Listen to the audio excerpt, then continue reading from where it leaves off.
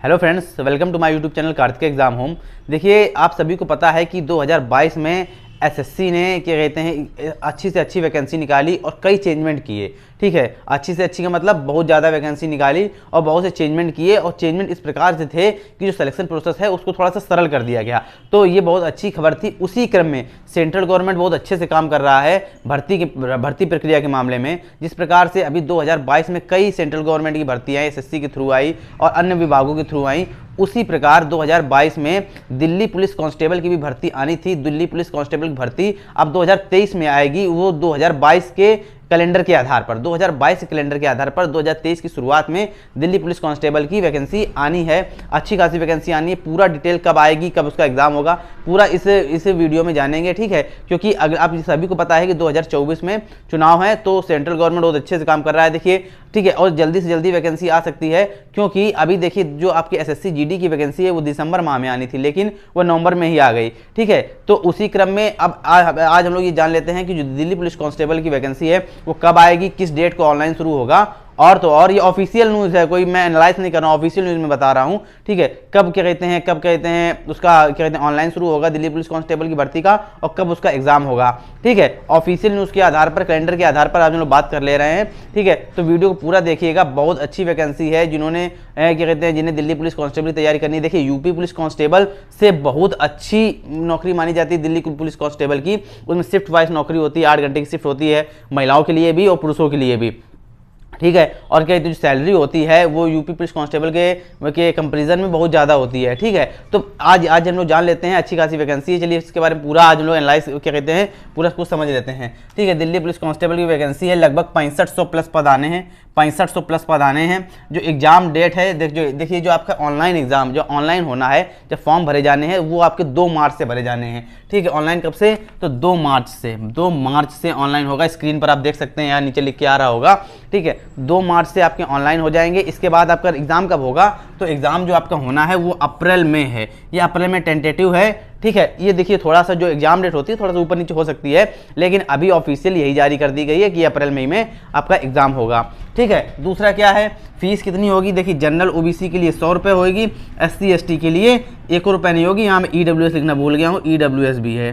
ठीक है, general OBC EWS के लिए 100 रुपये है और एसटी एसटी के लिए 1 रुपये नहीं। ठीक है, और क्या कहते हैं, फीमेल के लिए भी 1 रुपये नहीं, फीमेल लिखना भूल गया मैं, फीमेल के लिए भी 1 रुपये नहीं, 0 फीस। ठीक है, एज कितनी है, 18 से 25 साल मांगी गई है एज। ठीक है, जो एज रिलैक्सेशन वाले लोग हैं, जैसे ओबीसी हो गया, एससी एसटी हो गया, तो ओबीसी के लिए 3 साल का रिलैक्सेशन है और एससी एसटी के लिए 5 साल का रिलैक्सेशन है, मैंने लिख दिया है।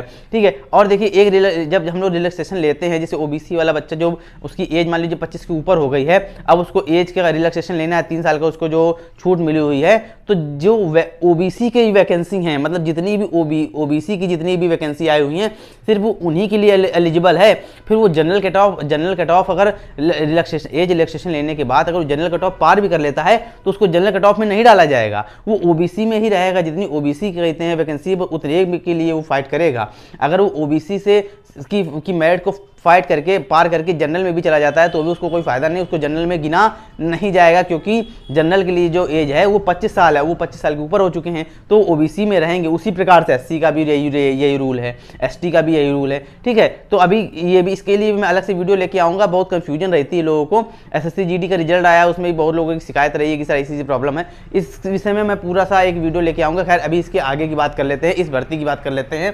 ठीक है, मेल के लिए लगभग 4400 वैकेंसी आनी है, फीमेल के लिए 2100 लगभग वैकेंसी आनी है। क्वालिफिकेशन जो है आपका कहते हैं 10+2 चाहिए, आप 12th पास होने चाहिए। अगर 12th पास नहीं है तो आप 12th के समकक्ष होने चाहिए। जैसे 12वीं 10वीं के बाद आपने ITI कर रखा हो, 10वीं के बाद आपने एक डिप्लोमा कर रखा हो कोई भी, ठीक है, जैसे पॉलिटेक्निक कर रखा हो, तो अगर ऐसा भी है तो भी आप इस फॉर्म को डाल सकते हैं, कोई प्रॉब्लम नहीं है। ठीक है, अब आगे बढ़ते हैं, क्या क्या आता है सीबीटी। देखिए, रिटर्न एग्जाम के तहत आपकी मेरिट बनती है। रिटर्न एग्जाम के तहत आपकी मेरिट बनती है, एक ही रिटर्न एग्जाम होता है। ठीक है, सीबीटी होगा, ऑनलाइन मोड पर होगा।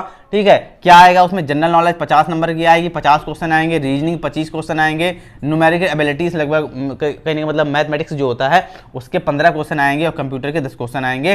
पूरे 100 नंबर का आपका एग्जाम होगा। ठीक है, 100 नंबर का एग्जाम होगा। टाइम कितना मिलेगा सॉल्व करने के लिए, 90 मिनट मिलेगा, 1.5 घंटा मिलेगा। ठीक है, इसके बाद जब हम लोग क्या कहते हैं रिटर्न के लिए क्लियर कर लेंगे तो हमारा फिजिकल होगा। ठीक है, फिजिकल में क्या क्या क्राइटेरिया रहता है वो भी जान लीजिए। देखिए थोड़ा सा इंक इसमें थोड़ी सी कम है, मैं डाल लेता हूँ, शायद थोड़ा सा हल्का चल रहा है ये।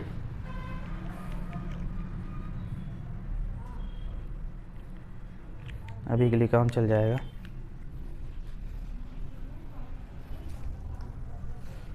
चलिए, मेल के लिए क्या है, देखिए मेल की जो हाइट होनी चाहिए वो 170 सेंटीमीटर होनी चाहिए। हाइट थोड़ी ज़्यादा मांगते हैं मेल के लिए।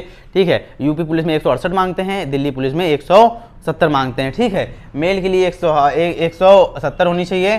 ठीक है, जो SC जी किसके लिए है, मेल में किसके लिए है, मेल में है जनरल के लिए, EWS के लिए, OBC के लिए, SC के लिए 170 है। लेकिन जो ST वाला उसके लिए 165 सेंटीमीटर है। ठीक है, 165 सेंटीमीटर है। उसी हिसाब से हमारे जो चेस्ट होता है, चेस्ट जो है वो जनरल के लिए, OBC के लिए, EWS के लिए, SC के लिए, ठीक है, वो तो है 81 सेंटीमीटर लगभग होना चाहिए और फुलाने पे 85 हो जाना चाहिए। लेकिन जो ST के लिए है, ST के लिए 76 से 81 होता है। ST के लिए कितना होता है, 76 से 81। ठीक है, समझ गए होंगे आप लोग, सबको समझ में आ रहा होगा। रेस जो दौड़नी है, रेस क्या दौड़नी है, 1600 मीटर दौड़ना है। कितने मिनट में मेल को दौड़ना है, मेल की बात कर रहा हूँ, मेल को 6 मिनट में दौड़ना है। ठीक है, इसके बाद जो लंबी कूद है, देखिए इससे अब देखिए यहाँ तक तो सब लोग कर लेते हैं, रेस भी दौड़ लेते हैं 6 मिनट में। अब बाहर कहाँ होते हैं, बाहर जो होते हैं लड़के वहाँ यहाँ बाहर होते हैं। जो लॉन्ग जंप है वो 14 फीट की लॉन्ग जंप है, और जो हाई जंप है वो 3.9 फीट की हाई जंप है। समझे, इस लॉन्ग जंप और हाई जंप में सबसे ज़्यादा कैंडिडेट बाहर होते हैं, खासकर हाई जंप में।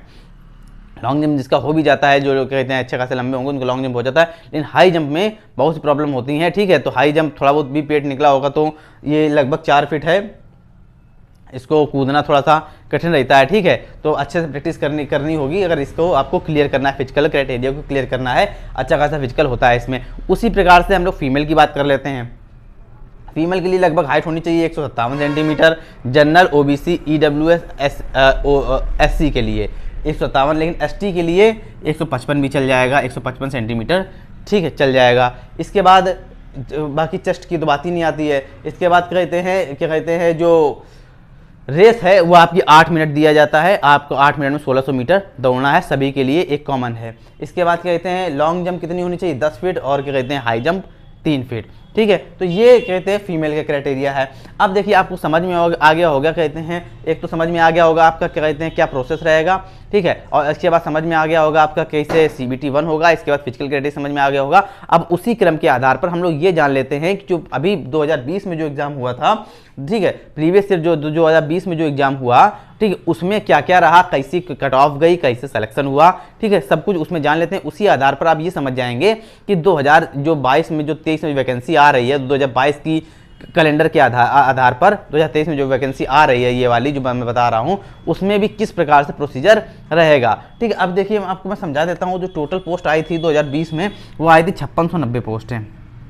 मेल की कितनी थी, 3902 थी, और फीमेल की 1934 थी। ठीक है, अब देखिए क्या कहते हैं ये जो आपका जो रिजल्ट आया, इसका जब रिजल्ट आया, फाइनल रिजल्ट आया, वो 2022 में आके बना। 20 में भर्ती आई थी, लेकिन अब कहते हैं 20 में, अब आप तो समझते ही हैं 20 में क्या कहते हैं कोरोना आ गया, फिर 21 में फिर कोरोना वाली प्रॉब्लम रही। ठीक है, इसलिए भर्ती थोड़ी सी लेट हो गई और 2022 की में कंप्लीट हुई जाके। ठीक है, अब कंप्लीट होने पर किस प्रकार से क्राइटेरिया रहा, देखिए इसमें थोड़ा सा फिजिकल टफ होता है, इसलिए इसकी जो रिटर्न की मेरिट है वो इतनी हाई नहीं जाती है। मैं उसको क्लियर कर दूँ, इसीलिए मैं आपको बता रहा हूँ कि सभी लोग जो लोग तैयारी कर रहे हैं, इनकी हाइट 170 सेंटीमीटर के आसपास, सभी लोग, या 170 सेंटीमीटर है ऊपर है उसके, या ST वाले हैं तो थोड़ा कम भी है, तो सभी लोग आप फॉर्म डालिएगा जरूर। ठीक, इसकी तैयारी जरूर करिएगा। अच्छी जॉब है, अच्छी खासी सैलरी है। ठीक है, अब देखिए जनरल कैटेगरी की कितनी मेरिट बनी। देखिए जब हम लोगों ने रिटर्न एग्जाम पास किया, पहले मैं रिटर्न की मेरिट बता रहा हूँ, इसके बाद मैं फाइनल मेरिट बताऊंगा। जब क्या कहते हैं हमें PST के लिए बुलाया गया, फिजिकल के लिए बुलाया गया था, मतलब जिन लोगों को बुलाया गया था, हमें मतलब जिन लोगों को बुलाया गया था फिजिकल के लिए, तब जो PST की मेरिट है, क्या कहते हैं रिटर्न एग्जाम की मेरिट, वो कितनी गई थी। तब रिटर्न एग्जाम की जो मेल की मेरिट गई थी रिटर्न एग्जाम की, ठीक है, वो गई थी 100 में से 61.31। ठीक है, और इसके बाद कहते हैं EWS की गई थी 51.75। ठीक है, उसी हिसाब से OBC गई थी 58.87, SC की गई थी 51.93, ST गई थी 55.24।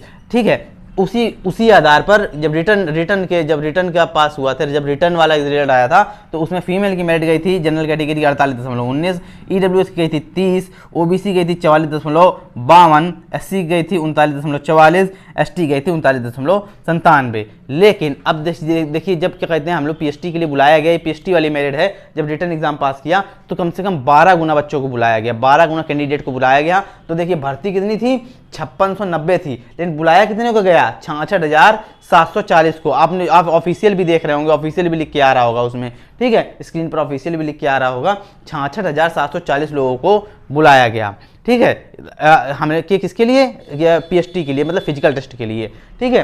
तो कितने में से 5690 वैकेंसी थी और बुलाया कितने गया पीएचडी के लिए, 66,740 लोगों को। अब इसके बाद जब फिजिकल कंप्लीट हो गया, इसके बाद जब फाइनल मेरिट बनी, तब फाइनल मेरिट किस आधार पर बनी, फाइनल मेरिट कब कितनी बनी, जनरल की बनी 72.20, ईडब्ल्यूएस की बनी 62.51, ओबीसी की बनी 68.39, एससी की बनी 57, एसटी की बनी 65.10। देखिए अंतर कितना है, एससी की कम हो गई, एसटी की ज़्यादा हो गई है, ठीक है, मेल कैटेगरी में। अब फीमेल कैटेगरी में फाइनल मेरिट किस आधार पर बनी, वो बनी 56.72 जनरल कैटेगरी की, 44.93 ईडब्ल्यूएस की, 53.40 ओबीसी की, और 42.54 एससी की, और 49.32 एसटी की।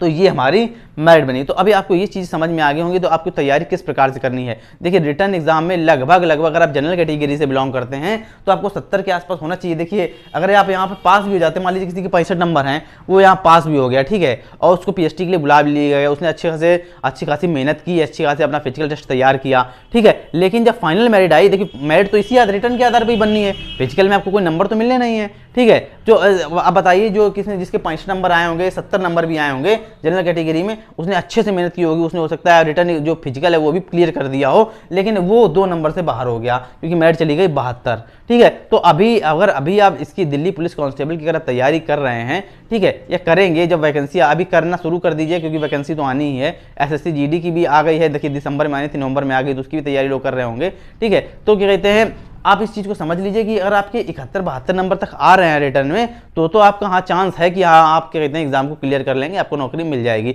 लेकिन अगर आप ये सोचते हैं कि अरे मेरे 60-65 नंबर आ गए हैं, रिटर्न तो क्लियर हो ही जाएगा, तो देखिए आप बाद में बाहर हो जाएंगे। अब साफ मेरे इसमें साफ मंत्र समझ में आ रहा होगा, हर कैटेगरी का समझ में आ रहा होगा। मैं इससे जनरल के इसलिए उठा रहा हूँ क्योंकि कहते हैं जनरल की सबसे ज़्यादा है, जनरल सबसे ज़्यादा रहती है, अनरिजर्व कैटेगरी है, इसलिए मैं आपको बता रहा हूँ, ठीक है। अब देखिए जिसके 62 नंबर होंगे उसने रिटर्न तो क्लियर कर लिया, लेकिन वो फाइनल मेरिट में बाहर हो गया। लेकिन जिसके 71 तक होंगे, 72 तक होंगे, 61 नंबर से मेरिट गए, उसके किसी के 72 नंबर भी हैं, तो भी उसने फिजिकल क्लियर कर लिया, तो भी वो बाहर हो गया क्योंकि मेरिट कितनी गई, 72.20 गई, ठीक है। तो पॉइंट टू पॉइंट में सिलेक्शन ऊपर नीचे होता है, सिलेक्शन किसी का नहीं होता, किसी को होता है, पॉइंट में सिलेक्शन चला जाता है। तो ज़्यादा से ज़्यादा आप मेहनत कीजिए क्योंकि अब जो कंपटीशन का समय है वो इतना हार्ड है कि उस चीज़ को आप अनुमान उतने समय नहीं लगा सकते हैं जितने समय आप एग्जाम देके आते हैं। जब रिजल्ट आता है तब चीज़ें सामने आ जाती हैं। तो अभी चीज़ें इस वीडियो में सबको समझ में आ गई होंगी दिल्ली पुलिस कांस्टेबल में क्या क्या होने वाला है। देखिए वैकेंसी जरूर अभी फरवरी मार्च तक आ जाएगी। 2 मार्च तो ऑफिशियल डेट है, 2 मार्च से ऑनलाइन शुरू हो जाएंगे।